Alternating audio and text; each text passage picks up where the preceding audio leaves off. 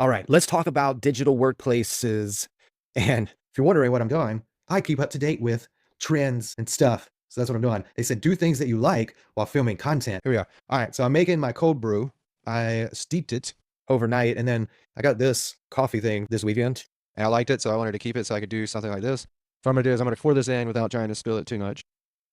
And then we'll talk about digital workspaces. But the reason that I think digital workspaces or workplaces are going to be super valuable moving forward is that when we think about the way of the world and how people are actually working today, it's not that we're in the office all the time. And this is not remote or hybrid talk or anything like that. It's more about how the work actually flows. So even if you're in an office, but you're global, now you have different time zones, you have different people working at different times, and the context and the information and the knowledge that every single employer needs or employee needs has to live in one place, or at least has to be connected. And that's the beauty of a digital workplace, right? Because a digital workplace is where everything is housed. So your chat communication, your meetings that you've recorded, or the transcripts that you upload, the work that is actually being done and being managed and tracked. Also the goals that are connected, right? So in our digital workplace strategy or our digital workplace framework that I created, we talk about the 5 movements of work, which is sync. So synchronous communication, that could be real-time chat, that could be real-time collaboration in a note in Grapevine, or actually meeting in person or over a Zoom, or we have our own video conferencing tool as well. And that's synchronous, right? Now, the second step is align, which is asynchronous, or just keeping people in line, right? And so what does that look like? It's knowledge bases that anybody can access, as well as it being directly connected into your system and your AI tools or agents that you're using, right?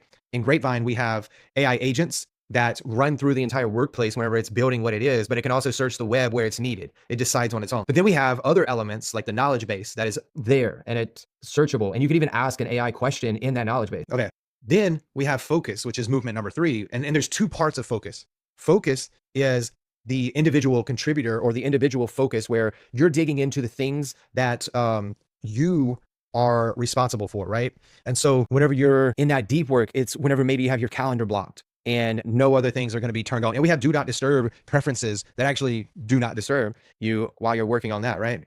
And then the other aspect is the team focus. And so the team focus is going to be where, especially if you're distributed or global, or you have like multiple locations and time zones, this is where you set time specifically for you and your team to knock out a lot of things together. It could be 2 hours. It could be 3 hours once a week or every 2 weeks, but you have to have that time, especially in a distributed organization. All right.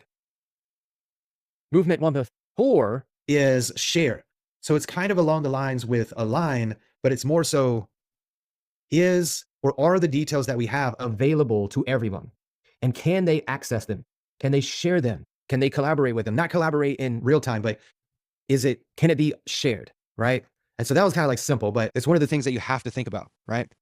And then the last one is connect. That's movement number 5. Connect is where it's like the pulse, the heartbeat of the organization. So it's literally the string that keeps everything connected because the movements aren't linear, right? We used to have a linear workplace, but they're no longer linear. So how can we tie all the pieces together, even whenever some teams are moving in sync over here, some people are updating in a line over here, some are in deep focus individually, some are having the team focus, but then always just share is always available. So how can we string them together? And so in Grapevine, we have a pulse survey that goes out. We have development plans inside of it where it's just like this growth mechanism.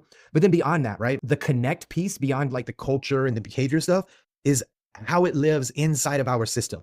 So anything that you're building on top of is compounding from what's already in Grapevine, right? And it's specific to the company information. It's specific to what you have access to, the permissions, and it's specific to what you've developed inside of the system. So it's no longer that, okay, I'm going to go over here to ChatGPT or Gemini and it's only going to know me. And then I have to adapt that to my company or my position or my role or my team. It just starts out of the box that, okay, the more information that I put inside of Grapevine, the more reliant that I can go off of and have it help me with my job. That's what people are looking for from the conversations that we're having. It's not even about AI. Yes, AI takes the big lift out of it, but it's the new way of working, which features the digital workplace framework model that I talked about, but all these different movements working together in an environment that has changed significantly since, yes, the pandemic, but just in general. You think about deskless workers or frontline workers or hospital workers. They're not at a computer all day. It depends if they're doing like their notes and everything. It feels like they're there all day. So that's my take on the future of work and why digital workspaces or workplaces are the future more than just AI, more than just an evolution of a work management system. It's this actual operating system for how work flows today. All right. Cheers.